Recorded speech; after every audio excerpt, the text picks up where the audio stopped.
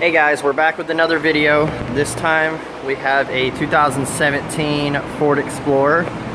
This one's actually a push button start. So I'm going to show you the install process. First of all, let me put this down here. We got our T-harness remote start, complete plug and play, 100%. It takes less than 5 minutes to put in. Okay, so for this install, you're going to need a 7mm. Let me get this positioned right. Okay, so what we're going to do is plug this in to the back of the OBD connector. You can see it right here. So there's a plug on the back. There's two 7mm. There's one right here that you can see and another one over here. So what I'm going to do is you basically just take those out, set those aside because you're going to have to put this panel back on, and then there's a plastic panel. Just pull this thing off and set it outside or up on the dash somewhere where it's you're going to be able to use it again. Put it back on. Okay, so there's a clip. I'll show you. Let me get this out. You unplug this, so you got a connector right here. You basically take ours, plug it into here, and then plug my male end into where you just unplugged the factory. When you get it in there, line it up. Get it lined up and inserted. Push that all the way.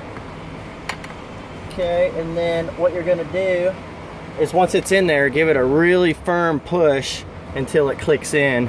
And once it's in, you take the module here.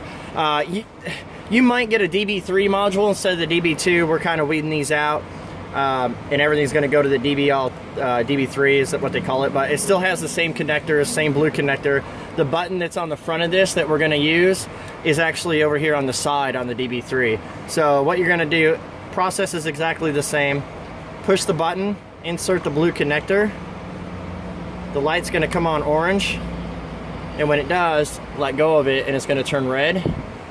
And then if you have, we're going to turn the ignition on, and it's going to do a series of blinks, and it's going to do the programming process. So this is a push button. So I'm going to reach up and hit the push button once. If you have a key, just turn the key on.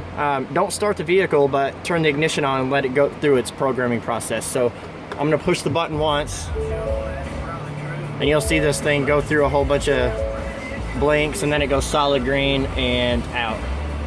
Now, if yours keeps blinking green, which some of them do depending on the firmware used and the vehicle. Some of the F-150s and Fusions, it'll just keep blinking green. If it keeps blinking green longer than 5 seconds, push the programming button 5 times, wait about 3 to 4 seconds, and it'll go green and out, and then that manually programs the vehicle. Okay, so it's out. I'm gonna turn the ignition off. I'm gonna grab the key fob here, and we hit lock 3 times. So 1, 2, 3. You'll see this green light come on. It'll do orange, red, and then it's gonna flash green rapidly, and then we're running. Now, the cool thing about our module is, let me get in here, it activates the remote start features in the cluster. So I'm gonna hit the ignition. I'm gonna get power to everything here, and I'm gonna use these buttons right here. So let me get out of here. I'm gonna go to down here to, I'm gonna hit the left button, get all the way to the main menu. I'm gonna go to settings, hit OK, go to vehicle, hit OK. Then you go down, and now we have remote start options, if you can see that right there. Hit OK. And then we have climate controls, which I always use the last setting. And then seats and wheel.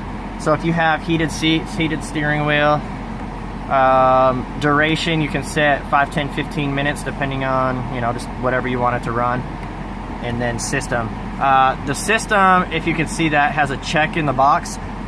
Make sure that it's checked always. If your remote start quits working for any reason, just make sure that's checked. That's basically a box that if you uncheck it will disable the complete remote start system.